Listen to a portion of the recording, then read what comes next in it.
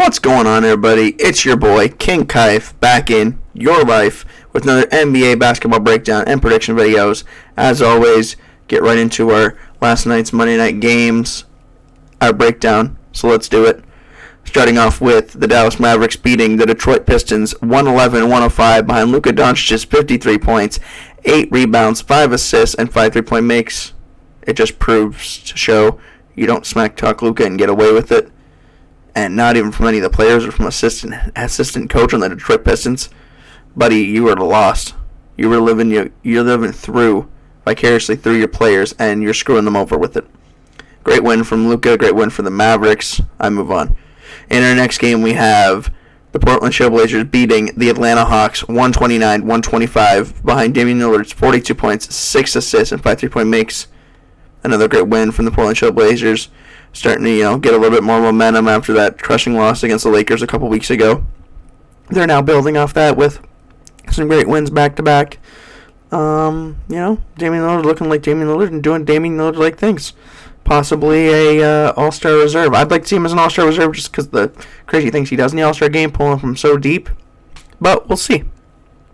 In our next game, we have my Golden State Warriors beating OKC Thunder 128-120 behind Steph Curry's 38 points, 8 rebounds, 12 assists, and 8 3-point makes. I wasn't able to watch this live because it wasn't on my TV, so I watched YouTube highlights after, and man, they just couldn't stop Steph, and I love to see it. I love to see a road win even more, though, for my whole team.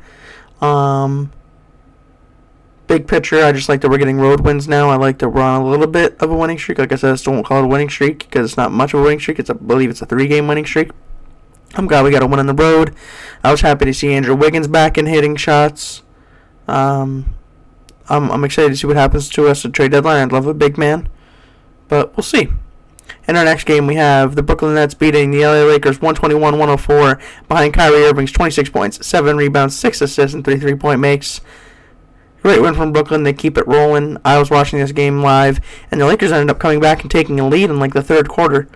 And then they held a pretty big lead, and I was like, oh, they're going to hold this out? Really? This is surprising. And they just didn't.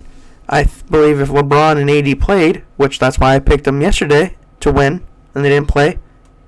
NBA, Adam Silver, listen to me and listen good. Every fan wants to see it. They pay good hard-earned money to go watch an NBA game. And when they pull to Brooklyn, they're expecting to see on the other opposing team LeBron and AD play, and they don't. Fine them. Threaten to fire them just to get them to play, man. We want to see the players out on the floor. They're a bunch of softies nowadays, but I move on. In our next game, we have the Phoenix Suns beating the Toronto Raptors 114-106 behind Mikal Bridges' 29 points, 6 assists, 3 steals, and 3 3-point makes. He's really stepped up in the absence of Devin Booker.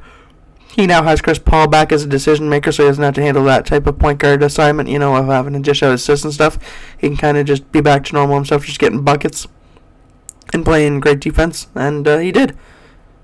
In our next game, we have the Sacramento Kings beating the Minnesota Timberwolves 118-111 in OT. De'Aaron Fox had 32 points, 5 rebounds, and 2 steals. They keep it on rolling. Kings are the Kings, man. They're playing way better. And in a shocker, but not really, because I said this could happen.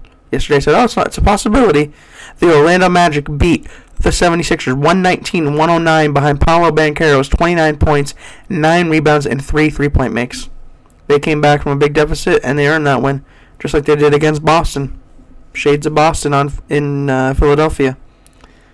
In our last and final game, we have the Washington Wizards beating the San Antonio Spurs behind Denny Avdia's 25 points, a career high for him, and 9 rebounds.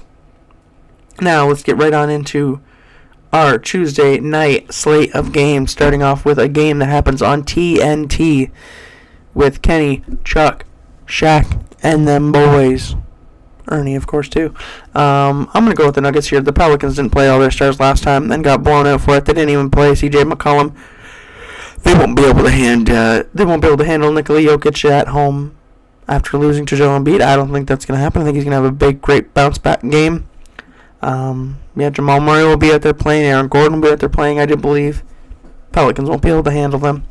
Maybe they'll get them in the first quarter and have a first-quarter lead, but that's about it. In our next game, another game happening on TNT with the Lakers taking on the Knicks. Will LeBron play? Will AD play? I'm saying the Knicks right now. It's at home. I think the Knicks got this. Even if LeBron and AD do play, I don't think it'll be enough, honestly. It's a back-to-back, so the other guys are going to be tired, not going to be into it. Knicks are fresh. Knicks have been playing great. Julius Randle's been playing great. Jalen Brunson's playing great. Grimes has been throwing in threes. Quickly's been throwing in threes. Toppin's throwing in threes. Everybody's just been able to throw it like smoke through a keyhole is where they've been able to throw that three ball. And our next game, we have the Clippers taking on the Bulls. Clippers on the road still. I'm going to take the Clippers here. I think they're just the better all-around team. Now, I'm taking them with a caveat if all players play. I thought Paul George and Kawhi were going to keep playing, but no. They stopped playing in Cleveland. Gotta love it. So I would assume they're back tonight. So hopefully they get that win. We'll see how it happens. We'll see what happens. Bulls are nothing to scoff at, though. They're like this, though. You either get this Bulls team that's up here, or you get the Bulls team that's all the way down here. It's a toss-up. In our next game, we have the Miami Heat taking on the Cleveland Cavaliers.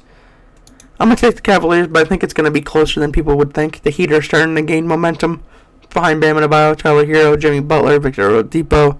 Gabe Vincent's been able to shoot the three ball really well, but Cleveland's just got a, dominant force in the duo of Donovan Mitchell and Darius Garland. So I think Donovan Mitchell will have a big game. It'll be fun to see if Jimmy Butler will be on Donovan Mitchell if Jimmy Butler's playing. Because that'd be a cool, matchup of defense and offense. But I digress. In our last and final game, a game that seems to always be close for some reason, like the Hornets and Bucks, they had two great games last year. I think this will be a blowout, though. I got the Bucks here. Giannis coming off a 50-point game. I think he has another big game, probably 30 and 10 and 15 or something like that. Chris Middleton, if he plays, will have a 20-point something game. Drew Holiday will be dishing out the assists. I got the Bucks in that one. And that was a pretty quick predictions video, of course. Not much to go over here. These are all simple bread and butter games. But as always, like, comment, subscribe, all of that good stuff. And as always, it's been your boy, King Kaif. I'm out. Peace.